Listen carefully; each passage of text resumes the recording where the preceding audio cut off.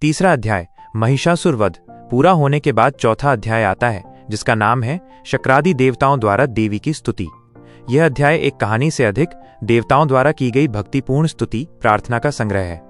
मैं आपको इसे संक्षिप्त और सारगर्भित रूप में, जैसा कि पुस्तक में दिया होता है, लिखकर बताता हूं। दुर्गा सप्तशती, चौथा अध्याय शक्रादि देवताओं द्वारा देवी की स्तुति। कथा का आरंभ।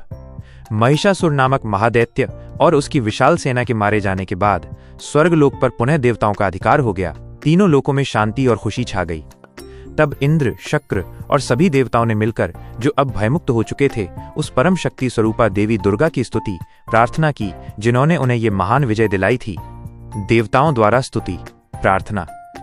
इस अध्याय का मुख्य भाग देवताओं द्वारा देवी को समर्पित स्तुति है। यह स्तुति संस्कृत के 24 श्लोकों छंदों में की गई है, जिनमें देवताओं ने देवी के विभिन्न स्वरूपों और शक्तियों का वर्णन किया है। स्तुति के मुख्य बिंदु संक्षेप में। 1. सर्वव्यापी और परम शक्ति। देवताओं ने देवी को विश्व की आधारभूत शक्ति बताया। वे कहते हैं कि देवी ही वह शक्ति हैं जो पूरे ब्रह्मांड को धारण करती हैं। 2. देवी के स्वरूपों का वर्णन। स्तुति में देवी को विद्या, लक्ष्मी, संपत्ति, बुद्धि, स्मृति, याददाश्त, दया, करुणा, श्रद्धा, भक्ति और शांति, प्रशांतता का स्वरूप बताया गया है।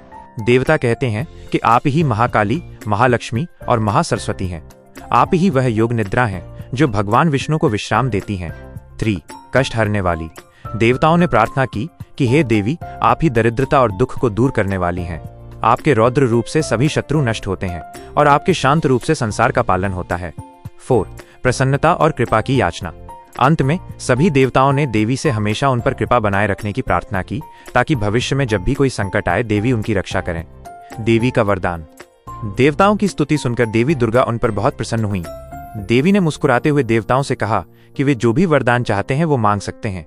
देवताओं ने तब देवी से वरदान मांगा कि जब भी हम आपकी स्तुति करें, आप हमारे संकटों को दूर करें, और जब भी पृथ्वी पर दैत्यों का उत्पात बढ़े, तब आप पुनः अवतार लेकर दुष्टों का नाश करें। देवी ने तथास्तु ऐसा ही हो कहकर देवताओं को वरदान दिया और वहीं अंतर्धान अदृश्य हो गईं।